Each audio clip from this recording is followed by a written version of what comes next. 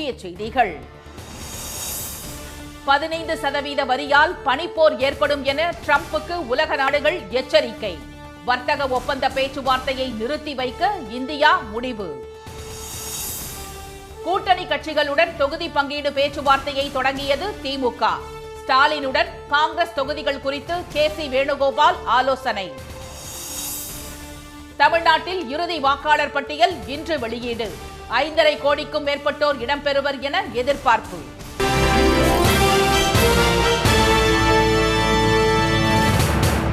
வணக்கம். ட்ரம்பின் வரி விதிப்பை ரத்து செய்த அமெரிக்க உச்சநீதிமன்ற தீர்ப்பை அடுத்து செலுத்திய வரியை திருப்பித் தர கேட்டு நூற்றுக்கணக்கான அமெரிக்க நிறுவனங்கள் வழக்கு தொடுத்துள்ளன. அதிபர் ட்ரம்பின் பரஸ்பர வரி விதிப்பு சட்டவிரோதம் என்ற தீர்ப்புக்கு பிறகு உலக நாடுகளுக்கு 15% வரி விதிப்பதாக அறிவித்தார். இதனால் 10% வரி விதிப்பின் கீழ் இருந்த ஆஸ்திரேலியா, இங்கிலாந்து, சிங்கப்பூர், ஐக்கிய அரபு எமிரேட்ஸ் உள்ளிட்ட 90க்கும் மேற்பட்ட நாடுகளுக்கு வரி 15% அதிகரித்துள்ளது. இதனால் அதிர்ச்சி அடைந்துள்ள பல்வேறு நாடுகளும் கூடுதல் வரி விதிப்புக்கு எதிர்ப்பு தெரிவித்துள்ளன. இந்தியா வந்துள்ள பிரேசில் அதிபர் லூயிஸ் இனாசியோ லூலா டா சில்வா அனைத்து நாடுகளையும் ட்ரம்ப் நியாயமாக நடத்த வேண்டும் என்றும் புதிய பனிப்போர் ஏற்படுவதை தாங்கள் விரும்பவில்லை என்றும் கூறினார். உயர்த்தப்பட்டுள்ள வரி விகிதம் தொடர்பாக ட்ரம்புடன் பேச்சுவார்த்தை நடத்த அடுத்த வாரம் அமெரிக்கா செல்லவிருப்பதாக ஜெர்மனி பிரதமர் ஃபிரெட்ரிக் மெர்ஸ் தெரிவித்துள்ளார். வரி விதிக்கப்படும் நாடுகளுக்கு இது தீங்கு விளைவிப்பது மட்டுமன்றி இறுதியில் அதற்கான தொகையை அமெரிக்க வாடிக்கையாளர்கள்தான் செலுத்த வேண்டியிருக்கும் என்பதை தெளிவுபடுத்தப் போவதாக அவர் கூறியுள்ளார். அமெரிக்க வரி விதிப்புக்கு எதிராக ஏற்றுமதி கட்டுப்பாடுகளை அமல்படுத்துவதுடன் கொள்முதல் ஒப்பந்தங்களில் அமெரிக்க நிறுவனங்கள் பங்கேற்பதை தவிர்ப்பது உள்ளிட்ட நடவடிக்கைகளை ஐரோப்பிய ஒன்றியம் எடுக்க நேரிடும் என்றும் ஜெர்மனி எச்சரித்துள்ளது. அமெரிக்காவின் தொழில்நுட்ப நிறுவனங்களை பாதிக்கும் திட்டத்தை பிரான்ஸ் வைத்துள்ளதாகவும் தகவல் வெளியாகியுள்ளது. இந்நிலையில் Dole fresh fruit, GoPro, Barnes and Noble, Park Warner, Goodyear உள்ளிட்ட 100க்கும் மேற்பட்ட அமெரிக்க நிறுவனங்கள் ட்ரம்ப் நிர்வாகம் வசூலித்த கட்டணத்தை திரும்ப தரக்கோரி நீதிமன்றத்தில் வழக்கு தொடர்ந்துள்ளன.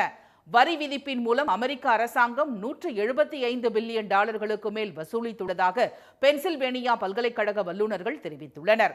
நீதிமன்ற தீர்ப்பை தொடர்ந்து ட்ரம்புக்கு உள்நாடு மட்டுமன்றி உலக அளவிலும் எதிர்ப்பு வலுத்து வருவது குறிப்பிடத்தக்கது. இந்தியா அமெரிக்கா இடையே நாளை நடைபெறவிருந்த இருதரப்பு வர்த்தக ஒப்பந்த பேச்சுவார்த்தையை மத்திய அரசு நிறுத்தி வைத்துள்ளதாக தகவல் வெளியாகியுள்ளது.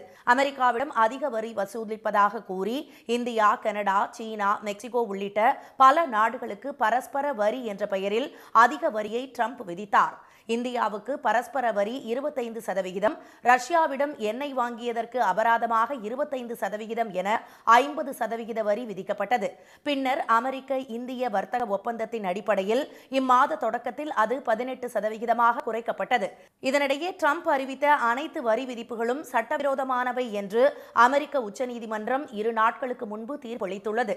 இதையடுத்து அனைத்து நாடுகளுக்கும் 10% வரி விதிப்பதாக அறிவித்த ட்ரம்ப் பின்னர் அதை மேலும் 5% உயர்த்துவதாக தெரிவித்தார். நாளை முதல் 150 நாட்களுக்கு இந்த புதிய வரி அமலில் இருக்கும் என்றும் வெள்ளை மாளிகை கூறியுள்ளது. அதே நேரம் இந்தியாவுடனான அனைத்து ஒப்பந்தங்களும் தொடங்கிவிட்டதால் வர்த்தக ஒப்பந்தத்தில் எதுவும் மாறாது என்ற உச்சநீதிமன்ற தீர்ப்புக்கு பிறகு பேசிய ட்ரம்ப் தெரிவித்திருந்தார். இந்நிலையில் அமெரிக்கா, இந்தியா இடையே வர்த்தக ஒப்பந்தத்தை இறுதி செய்வதற்கான பேச்சுவார்த்தையை வாஷிங்டனில் நாளை முதல் 3 நாட்களுக்கு நடத்த திட்டமிடப்பட்டிருந்தது. ஆனால் அந்நாட்டு உச்சநீதிமன்ற தீர்ப்பால் நிச்சயமற்ற நிலை உருவாகியுள்ளதால் பேச்சுவார்த்தையை தேதி குறிப்பிடாமல் தள்ளி வைத்துள்ளதாக இந்திய வர்த்தகத்துறை அமைச்சகம் தெரிவித்துள்ளது. இரு நாடுகளுக்கும் ஏற்படும் பாதிப்பு மற்றும் தாக்கங்களை மதிப்பீடு செய்ய ஏதுவாக பேச்சுவார்த்தை ஒத்திவைக்கப்பட்டுள்ளதாக இருதரப்பிலும் தெரிவிக்கப்பட்டுள்ளது.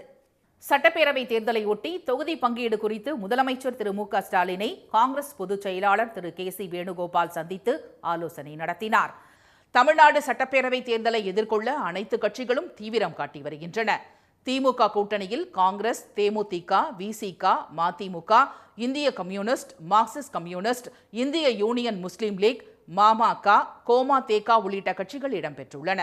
கூட்டணி கட்சிகளுடன் தொகுதி பங்கீடு தொடர்பான பேச்சுவார்த்தை நடத்த திமுக பொருளாளர் திரு டி.ஆர். பாலு தலைமையிலான 7 பேர் கொண்ட குழுவை திமுக அமைத்துள்ளது. சென்னை அண்ணா அறிவாலயத்தில் திமுக குழு முதல் கட்டமாக இந்திய யூனியன் முஸ்லீம் லீக் கட்சி நிர்வாகிகளுடன் நேற்று பேச்சுவார்த்தை நடத்தியது. அதன் தொடர்ச்சியாக திமுக காங்கிரஸ் இடையே தொகுதி பங்கீடு பேச்சுவார்த்தை ஆழ்வார்பேட்டையில் உள்ள முதலமைச்சரின் இல்லத்தில் நேற்றிரவு நடைபெற்றது. திரு ஸ்டாலினை திரு கே.சி. வேணுகோபால் சந்தித்து பேசினார். 45 நிமிடங்கள் நீடித்த இந்த சந்திப்பின் போது கடந்த முறையை விட அதிக இடங்கள் வேண்டும் என திரு வேணுகோபால் கோரியதாகவும் விருப்ப தொகுதிகளின் பட்டியலை கொடுத்ததாகவும் கூறப்படுகிறது. கூட்டணியில் புதிதாக இணைந்துள்ள கட்சிகளுக்கும் தொகுதிகள் ஒதுக்க வேண்டியிருப்பது குறித்து திரு வேணுகோபாலிடம் திரு ஸ்டாலின் எடுத்துரைத்திருப்பதாகவும் தகவல் வெளியாகியுள்ளது. இதனிடையே இன்று பேச்சுவார்த்தைக்கு வருமாறு மதிமுக, மநீக மற்றும் மாமகவுக்கு திமுக அழைப்பு விடுத்துள்ளது. மார்க்சிஸ்ட் கம்யூனிஸ்ட் கட்சியுடன் 26ஆம் தேதி பேச்சுவார்த்தை நடைபெறுகிறது.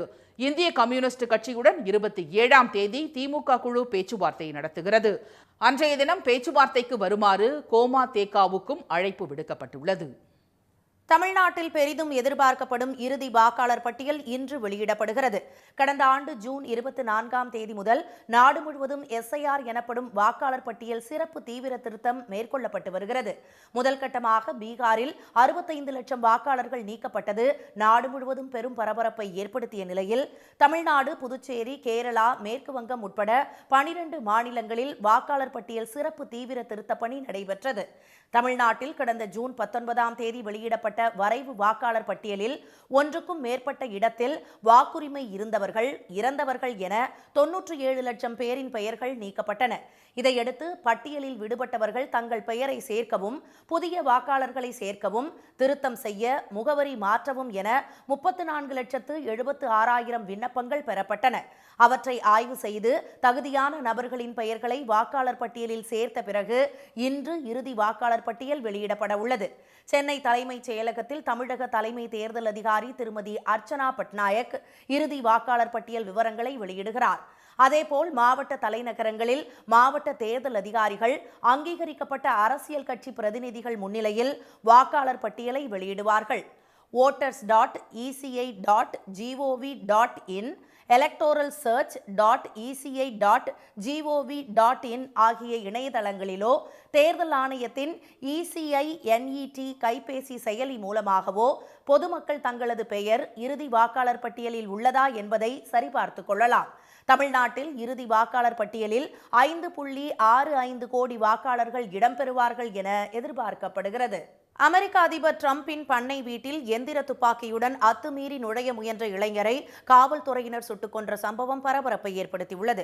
புளோரிடா மாகாணம் பாம் பீச் நகரில் டிரம்பின் பிரம்மாண்டமான மார்-ஆ-லாகோ பண்ணை வீடு அமைந்துள்ளது. அவர் ஓய்வெடுக்க அங்கு அடிக்கடி வருவது வழக்கம். நேற்று அதிகாலை அந்த பண்ணை வீட்டு வளாகத்திற்குள் வடக்கு வாயில் வழியாக 20 வயது மதிக்கத்தக்க மர்ம நபர் நுழைந்தார். அவர் சிறிய ரக எந்திர துப்பாக்கி மற்றும் எரிபொருள் கலன் ஒன்றையும் வைத்திருந்தார். உளவு படையினரும் காவல்துறையினரும் சுற்றி வளைத்து சரணடைய சொன்னபோது துப்பாக்கியால் சுட முயன்றதால் அந்த நபர் சுட்டுக் கொல்லப்பட்டதாக மாவட்ட காவல் அதிகாரி பிராட்ஷா தெரிவித்தார். 2024ஆம் ஆண்டு ஜூலை 13ஆம் தேதி பென்சில்வேனியா மாகாணம் பட்லர் நகரில் அதிபர் தேர்தலுக்காக பிரச்சாரம் செய்தபோது ட்ரம்ப் சுடப்பட்டதில் அவரது காது அருகில் காயம் ஏற்பட்டது. கூட்டத்தில் இருந்த ஒருவர் கொல்லப்பட்டதுடன் மேலும் 2 காயமடைந்தனர். அருகில் இருந்த கட்டடத்தின் மேற்கூரை மீதிருந்து சுட்ட தாமஸ் குரூக்ஸ் என்பவரை அதிரடி படையினர் சுட்டுக் கொன்றனர். தொடர்ந்து செப்டம்பர் மாதம் 15ஆம் தேதி புளோரிடா மாகாணம் பாம் பீச் நகரில் கோல்ஃப் மைதானத்தில் விளையாடிக் கொண்டிருந்த ட்ரம்பை துப்பாக்கியால் சுட முயன்ற ரூத் என்பவரை பாதுகாப்பு படையினர் சுட்டுக் கொன்றனர். தற்போது ட்ரம்ப் வாஷிங்டனில் இருந்த நேரத்தில் பண்ணை வீட்டிற்குள் ஆயுதத்துடன் நுழைந்த மர்ம நபர் குறித்து தீவிர விசாரணை நடைபெற்று வருகிறது. பாஜகவின் கலவர அரசியலை தமிழ்நாட்டில் மக்கள் ஒருபோதும் நுழைய விடமாட்டார்கள் என்று துணை முதலமைச்சர் திரு உதயநிதி தெரிவித்துள்ளார். கோவை மாவட்டம் கருமத்தம்பட்டியில் திமுக இளைஞரணி மேற்கு மண்டல நிர்வாகிகள் சந்திப்பு நிகழ்ச்சி நடைபெற்றது. இதில் கலந்து கொண்டு பேசிய திரு உதயநிதி, எத்தனை வழக்குகள் போட்டாலும் ஈடிக்கும் பயப்பட மாட்டோம், மோடிக்கும் பயப்பட மாட்டோம் என்றார்.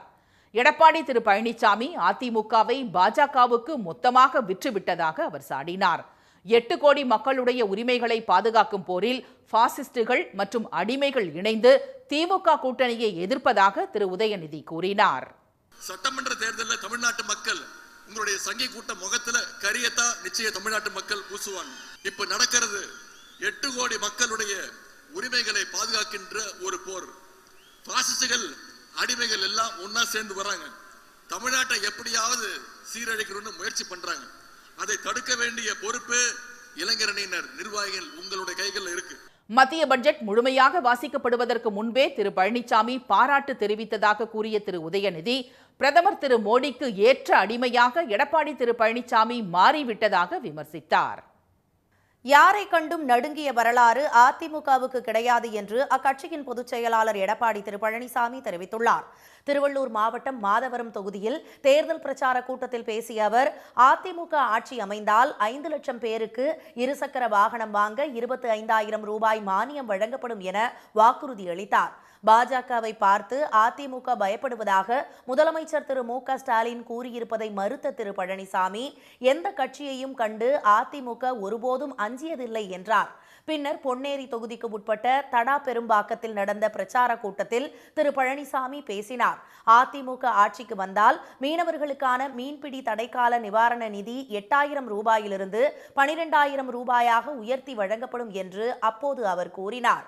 7.5% இட ஒதுக்கீடு காரணமாக அரசு பள்ளிகளில் பயிலும் ஏழை மாணவர்களின் மருத்துவ கனவு நனவாகி இருப்பதாக திரு பழனிசாமி தெரிவித்தார். 7.5% இட ஒதுக்கீடு அரசு பள்ளியில் படிக்கிற மாணவர்கள் அவெல்லாம் ஏழைகள். அந்த ஏழை குடும்பத்தை சேர்ந்த அரசு பள்ளி அதிகமாக படிக்கிறாங்க. அவருடைய கனவு மருத்துவராக வேண்டும். அந்த கனவை நனவாக்க வேண்டுவதற்காக எதிர்கட்சி கோரிக்கை வைக்கல, பொதுமக்கள் கோரிக்கை வைக்கல. நானும் அரசாங்க பள்ளியிலே படித்தவன்.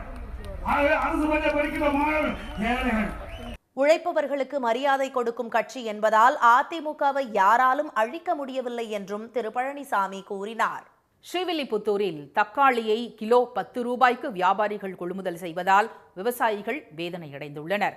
விருதுநகர் மாவட்டம் ராஜபாளையம் சுற்றுவட்டார கிராமங்களில் தக்காளி, கத்தரிக்காய், வெங்காயம், வெண்டைக்காய், பூசணி உள்ளிட்ட காய்கறிகள் பயிரிடப்பட்டு வருகின்றன. அப்பகுதியில் விளையக்கூடிய காய்கறிகள் அங்குள்ள சந்தையில் விற்பனை செய்யப்படுகின்றன. தற்போது விளைச்சல் அதிகரித்துள்ளதால் கடந்த 2 மாதங்களுக்கு முன்பு கிலோ 80 ரூபாய்க்கு விற்ற தக்காளி விலை பெருமளவு சரிந்து கிலோ 10 ரூபாய்க்கு விற்பனையாகிறது. தக்காளி விலை கடும் வீழ்ச்சியை சந்தித்துள்ளதால் விவசாயிகள் பெரும் இழப்புக்கு ஆளாகியுள்ளனர். கிலோ 10 ரூபாய்க்கு தான் விற்கிது. அதனால் ஆள்கள் பிடிங்கி விடுற சம்பளம் கூட கட்டுப்படி ஆகாது. ஒரு 30 ரூபா 40 ரூபா குறையாமல் விற்றா தான் எங்கள் சம்சாரி கட்டுப்படி ஆகும். இந்த அளவில் போனால் விவசாயம் பண்ணுறதுக்கு எங்களுக்கு பிரியமில்லாமல் போகுது. ஏன்னா ஒரு ஆள் கூலி பொம்பளை கூப்பிட்டா 300 ரூபா சம்பளம் கேட்குறாங்க. தக்காளி விலை குறைவாக உள்ளதால் சந்தைக்கு வருபவர்களில் பெரும்பாலானோர் மற்ற காய்களை சொற்ப அளவிலும் தக்காளியை கூடுதலாகவும் வாங்கிச் செல்கின்றனர். காய்கறிகளுக்கு அரசாங்கமே விலை நிர்ணயம் செய்து தங்களை காப்பாற்ற வேண்டும் என்று விவசாயிகள் கோரிக்கை விடுத்துள்ளனர். மீண்டும் முக்கிய செய்திகள். இந்தியா அமெரிக்கா இடையே நாளை நடைபெறவிருந்த இருதரப்பு வர்த்தக ஒப்பந்த பேச்சுவார்த்தையை மத்திய அரசு நிறுத்தி வைத்துள்ளதாக தகவல் வெளியாகியுள்ளது. சட்டப்பேரவை தேர்தலுக்கான தொகுதி பங்கீடு குறித்து முதலமைச்சர் ஸ்டாலினை காங்கிரஸ் பொதுச் செயலாளர் கே.சி. வேணுகோபால் சந்தித்து ஆலோசனை நடத்தினார். உக்ரைன் மீது ரஷ்யா நூற்றுக்கணக்கான ட்ரோன்களை ஏவி தாக்கிய நிலையில் பெண் தீவிரவாதி குண்டுவெடிப்புகளை நடத்தியதாக அதிபர் ஜெலன்ஸ்கி குற்றம் சாட்டியுள்ளார். இத்துடன் இந்த செய்திகள் நிறைவடைந்தன. மீண்டும் சன் டிவியில் செய்திகள் மாலை 6 மணிக்கு. செய்திகளை உடனுக்குடன் தெரிந்து கொள்ள QR கோடை ஸ்கேன் செய்து சன் நியூஸ் வாட்ஸ்அப் சேனலில் இணைந்திருங்கள். வணக்கம்.